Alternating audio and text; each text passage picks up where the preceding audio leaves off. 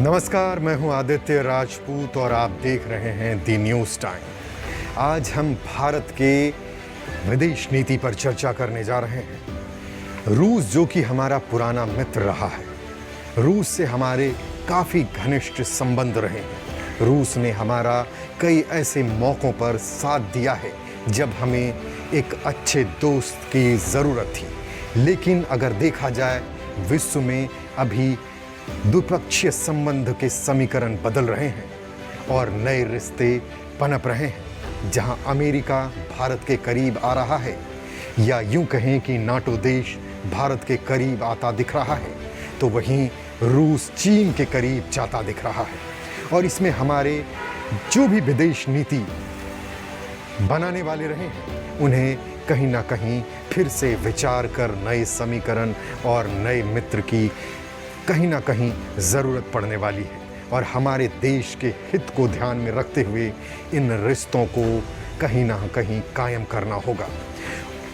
वहीं रूस से सिर्फ भारत के संबंध अगर देखा जाए तो सिर्फ किसी एक क्षेत्र पर निर्भर नहीं था। हमारे संबंध रक्षा क्षेत्र में काफ़ी घनिष्ठ थे। भारत के प्रधानमंत्री मोदी और रूस के राष्ट्रपति व्लादिमीर पुतिन काफ़ी अच्छे मित्र रहे हैं और उनकी केमिस्ट्री काफ़ी अच्छी रही है। कई ऐसे मौक़ों पर जहां रूस ने भारत का साथ दिया है। अगर देखा जाए तो चाइना विवाद में भी कई जानकार मानते हैं कि रूस की अहम भूमिका रही है। कहीं ना कहीं जो भी गतिरोध था उसे समाप्त करने में। वैसे वो सारे गतिरोध अभी पूरे रूप से ख़त्म नहीं हुए हैं, क्योंकि दोनों तरफ से समानांतर सेनाएं मौजूद हैं। प्रधानमंत्री मोदी और रूस के राष्ट्रपति व्लादिमीर पुतिन की आगामी शिखर सम्मेलन को ध्यान में रखते हुए एस जयशंकर की मॉस्को यात्रा काफ़ी महत्वपूर्ण मानी जा रही है, जहां आपसी संबंधों पर कई ऐसे मुद्दों पर खुलकर चर्चा हुई।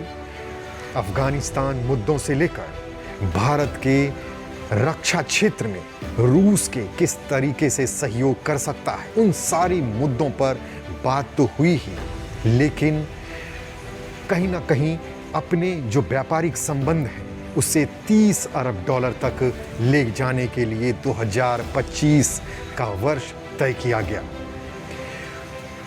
रूस के राष्ट्रपति और भारत के प्रधानमंत्री जब मिलेंगे तो कई ऐसे समझौतों पर हस्ताक्षर भी हो सकते हैं, और जिनकी रूपरेखा तय करने के लिए एस जयशंकर की ये मॉस्को यात्रा प्रारंभ हुई थी।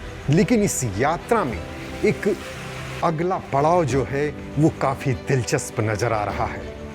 इस बार जो भारत के विदेश मंत्री अपनी यात्रा समाप्त कर रहे हैं रूस में, उसके बाद उनकी यात्रा जॉर्जिया की हो रही है। जो जॉर्जिया रूस से अलग हुआ था, स्वतंत्र हुआ था 1991 में, और भारत ने उससे राजनयिक संबंध 1992 में ही स्थापित कर लिया था। लेकिन इसके बावजूद भी किसी भी बड़े नेता या बड़े लोगों की यात्रा जॉर्जिया की नहीं हुई थी, या यूं कहें किसी भी विदेश मंत्री की ये पहली जॉर्जिया की यात्रा है। और ये यात्रा इसलिए नहीं हो पाई थी क्योंकि हमें लगता था कि कहीं रूस इस यात्रा से नाराज़ ना हो जाए, क्योंकि जिस तरीके से हमारे संबंध पाकिस्तान से हैं, ठीक वैसे ही संबंध जॉर्जिया से रूस के रहे हैं। जॉर्जिया के कई हिस्सों पर अभी भी रूस का कब्जा है, और जॉर्जिया की यात्रा से हम इसलिए बचते रहे अब तक क्योंकि रूस हमसे नाराज़ ना हो जाए।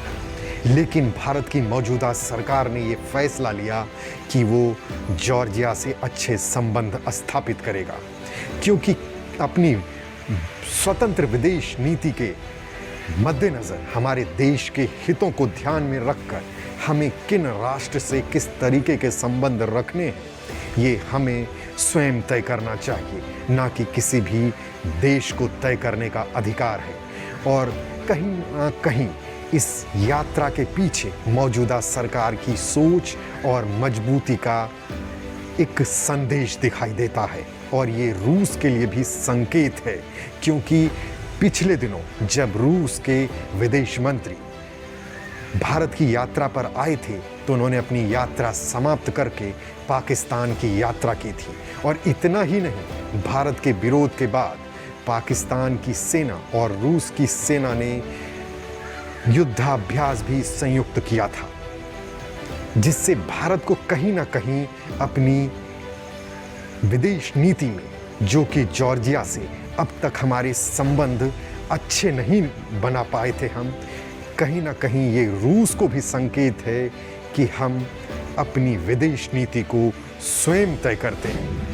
विदेश मंत्री एस जयशंकर जब जॉर्जिया के एयरपोर्ट पर पहुंचे तो उन्हें रिसीव करने के लिए उनके समकक्ष विदेश मंत्री जॉर्जिया के स्वयं मौजूद थे और उन्होंने बड़ा ही गर्मजोशी से भारत के विदेश मंत्री एस जयशंकर का स्वागत किया। एस जयशंकर ने अपने समकक्ष जॉर्जिया के विदेश मंत्री को रानी केतेवन के पवित्र अवशेष को भी सौंपा। 17वीं शताब्दी की जॉर्जियाई रानी है सेंट केतेवन।